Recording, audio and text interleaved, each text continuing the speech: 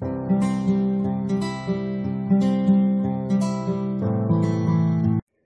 Friends, स्वागत है आपका मेरे चैनल दीप क्लासेस में, जिसमें हमारा आज का टॉपिक है अंधायुग नाटक के महत्वपूर्ण अंशों की सप्रसंग व्याख्या। हमारा आज का टॉपिक स्टार्ट करने से पहले अगर आप हमारे चैनल पर नए हैं या आपने अभी तक हमारे चैनल को सब्सक्राइब नहीं किया है तो इसे सब्सक्राइब कर लें, जिससे हमारे आने वाले वीडियो के सभी नोटिफिकेशंस आप तक पहुंच सके। चलिए अब हम अपना टॉपिक स्टार्ट करते हैं। इसका 15वां अंश देखें। यदि बात इसके प्रसंग की जाए तो घायलों के साथ धृतराष्ट्र का पुत्र युयुत्सु भी, जो पांडवों की ओर से लड़ रहा था, वह कौरव नगरी में आ जाता है। उसे देखकर पहचान लेते हैं और गांधारी के पास चलने को कहते हैं। वह उसे ही कौरवों के एकमात्र गर्वोन्नत मस्तक वाला सत्यपति बताते हैं।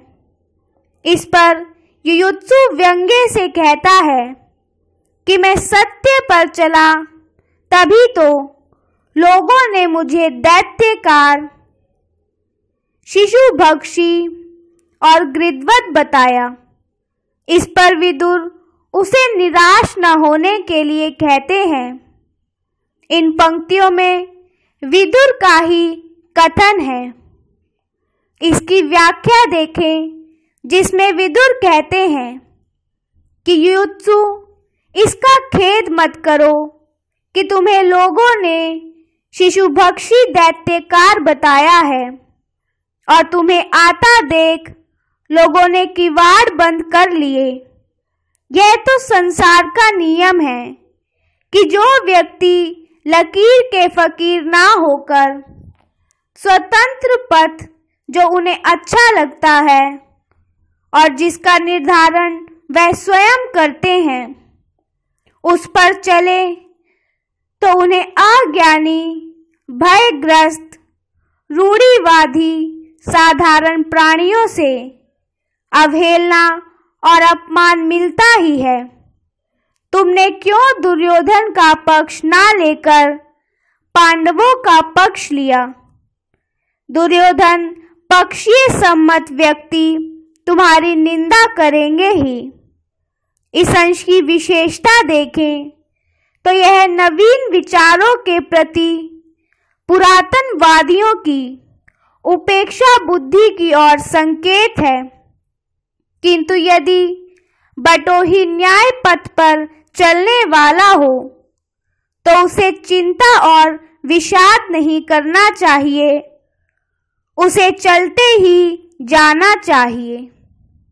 इसका 16वां अंश।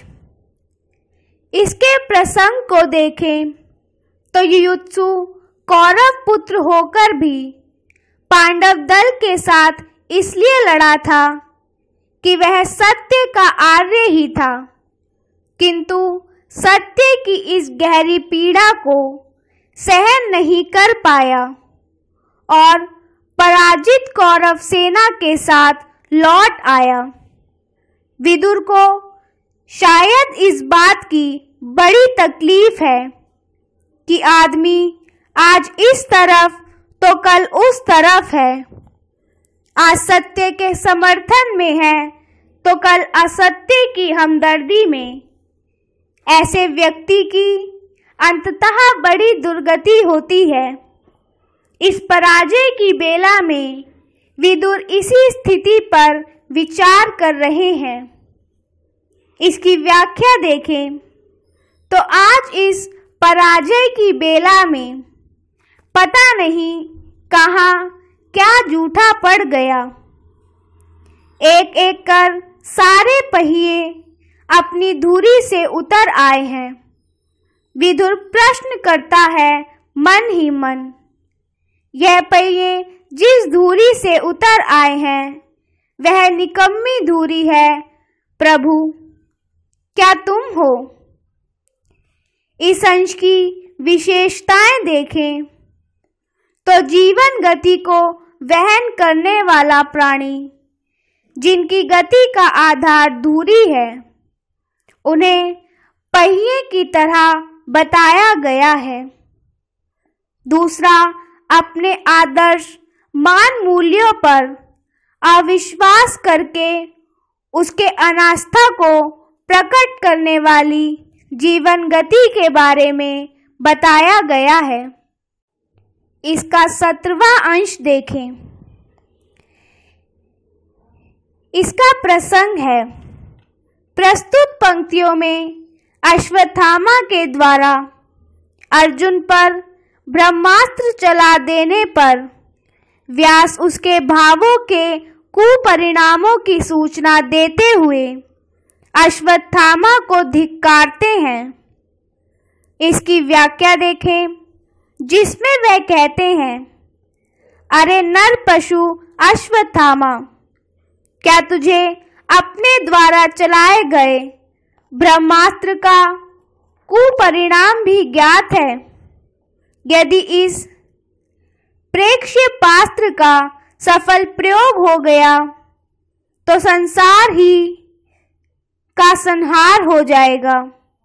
आगामी अनेक शताब्दियों पर पृथ्वी पर विष भरी वनस्पतियां होंगी, उसमें रस का संचार नहीं हो सकता। इसके कुप्रभाव से विकलांग और कौड़ी बच्चे उत्पन्न होंगे। संपूर्ण मानव जाति की लंबाई कम हो जाएगी, वह बोनी हो जाएगी। सतयुग, त्रेता और द्वापर में जो कुछ ज्ञान मनुष्य ने संचित किया है, वह सभी उसके कुप्रभाव से विलुप्त हो जाएगा। ना तो इसकी आग में जल जाने से आगे ज्ञान भरे ग्रंथ मिलेंगे और ना ही मनुष्य के मस्तिष्क में इतना समर्थ होगा कि वह ज्ञान अर्जन और ज्ञान का उपयोग कर सके। गेहूं की बालों में विष भरा होगा, यदि कोई उन्हें खाएगा तो मानो वह सर्पों द्वारा डस लिया जाएगा और नदियों में पिघलती आग बढ़ने लगेगी। इस अंश की विशेषता देखें तो इसमें लेखक ने अण्वास्त्रों के प्रयोग के विरुद्ध चेतावनी दी है। नागासाकी, हिरोशिमा पर फेंके गए अणुबम का क्रूर प्रभाव छिपा नहीं है। यदि अणुबम और परमाणुओं के प्रयोग पर रोक ना लगी तो समस्त संसार विपत्ति के सागर में मग्न हो जाएगा। वह आधुनिक युग की एक ज्वलंत समस्या है। 18वां अंश आपकी स्क्रीन पर है। यदि बात की जाए इसके प्रसंग की तो यह प्रख्यात है कि वन में भयंकर आग लग गई थी और धृतराष्ट्र तथा कुंती इसमें जलकर मर गए थे। यह प्रख्यात दार्शनिक का संकेत है। इसकी व्याख्या देखें तो अपने को आग से घिरा पाकर धृतराष्ट्र संजय से कहते हैं, संजय, मुझे बचा पाने के सभी प्रयत्न छोड़ दो, अब तुम मुझे नहीं बचा पाओगे। एक तो मैं वैसे ही टूट फूट चुका हूँ, आत्मरक्षा की शक्ति मुझ में रही ही नहीं, और दूसरे अब भला इस आग से बचकर कब तक भागूंगा। संजय संतावना देते हैं और कहते हैं, महाराज आप चलते चलिए, थोड़ी ही दूर निरापद स्थान है। इसी बीच वह पीछे मुड़कर देखता है तो क्या पाता है कि माता गंधारी थककर पीछे ही बैठ गई। वह आवाज देता है, धृतराष्ट्र संबोधित करते हैं, संजय, अब सभी कोशिशें बेकार है। अब मुझे तुम यही छोड़ दो। जीवन भर मैं अंधेपन के अंधियारे में भटकता रहा हूं। अब मेरे लिए कोई अग्नि नहीं, प्रकाशवृत्त बन गया है। यदि मैं इसे देखकर भी सत्य ग्रहण नहीं कर सका, तो आज मैं अपनी वृद्ध अस्थियों पर अग्नि काष्ठों को सत्य की तरह धारण कर लूंगा और इस तरह अपने जीवन की इतिश्री कर लूंगा। आग बढ़ती ही जाती है। माता गांधारी लपटों में घिर गई। संजय अपने को असमर्थ पाता है और सोच नहीं पा रहा कि किसको लाए किसको ना लाए। अधजली गांधारी लपटों से निकलकर आती है और संजय को समझाती है कि वह चला जाए। गांधारी कहती है, अग्नि, आत्महत्या, अधर्म, ग्रह कलह आदि मेरे ही दिए हुए हैं। मैंने यही शाप तो कृष्ण को दिया था, जो सैकड़ों गुना होकर आसपास के नगरों और वनों में बिखर गया है। अपना मरण समीप जान गांधारी कृष्ण के प्रति संजय को कहती है, उसे कहना, अपने इस शाप की आहुति स्वयं मैं ही बनी हूं। इसका 19वां अंश देखें। यदि बात की जाए इसकी व्याख्या की, तो दूर से युयुत्सु का प्रेत स्वर गूंजता है। अंधलोकों में मैं किसका स्वर सुन रहा हूँ? यह नई आस्था किसे मिली है? अश्वत्थामा को। एक अट्ठास स्वर के बाद आस्था का मजाक उड़ाता हुआ कहता है, आस्था नाम का वही घिसा हुआ सिक्का अश्वत्थामा को अब मिला है, जब सब कुछ स्वाहा हो चुका है और जिसे नकली और खोटा समझकर मैंने वर्षों पहले कूड़े में फेंक दिया था। वन में अकेले पड़े हुए संजय को जैसे संज्ञा होती है कि यह ध्वनि अंधे प्रेतों की तरह अंतरिक्ष में भटक रहे। युयुत्सु अंधे प्रेत के रूप में संजय के सम्मुख प्रकट होता है। इसका 20वां अंश देखें। यदि बात की जाए इसके प्रसंग की, तो कृष्ण की मृत्यु पर युयुत्सु के प्रश्न कि मानव भविष्य कैसे बचेगा, इसका उत्तर देता हुआ वृद्ध व्यास कहता है कि अवसान के क्षणों में जो कुछ कृष्ण ने कहा, वह इस प्रश्न का पर्याप्त उत्तर है। वृद्ध बता रहा है कि अंतिम समय कृष्ण ने क्या कहा। अब हम इसकी व्याख्या देखते हैं, जिसमें कृष्ण ने कहा था, ओ व्याध, यह मेरा मरण नहीं है, अपितु एक रूप बदलना मात्र है।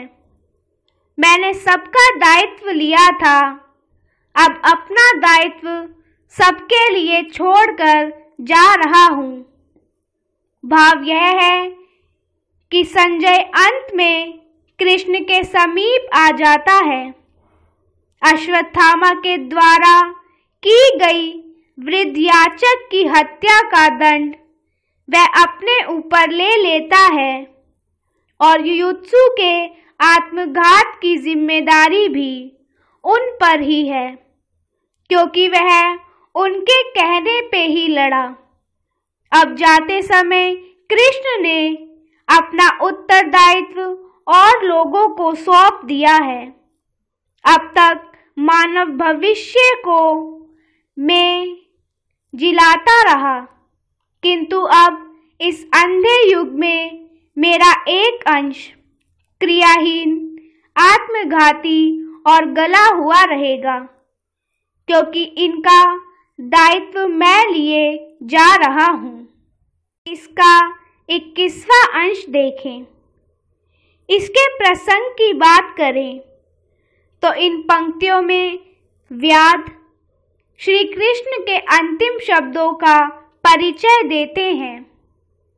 इसकी व्याख्या देखें, जिसमें व्याध कहते हैं कि श्री कृष्ण ने मुझे बताया था, यद्यपि एक अंश मेरा निष्क्रिय, आत्मघाती और विगलित रहेगा तथा शेष व्यक्ति मेरा दायित्व ग्रहण कर लेगा और इस प्रकार मानव भविष्य की रक्षा होती जाएगी। जब मानव अपने मनोबल से समस्त परिस्थितियों का अतिक्रमण करता हुआ पिछले ध्वंसों पर नवनिर्माण करेगा, तो मेरा दायित्व का वह निर्वाह कर देगा। जब भी संसार में मर्यादा युक्त आचरण होगा, विनाश के अनंतर नव निर्माण होंगे।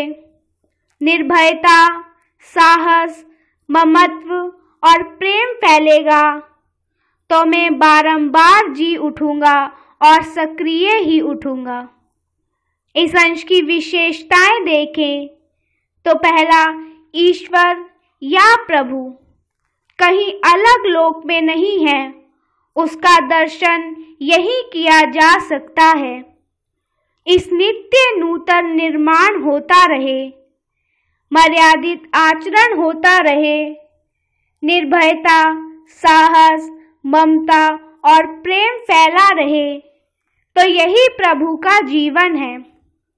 यदि इन प्रवृत्तियों का लोप है तो उसका मरण, दूसरे शब्दों में मानव मूल्य की प्रतिष्ठा ही प्रभु का जीवन है।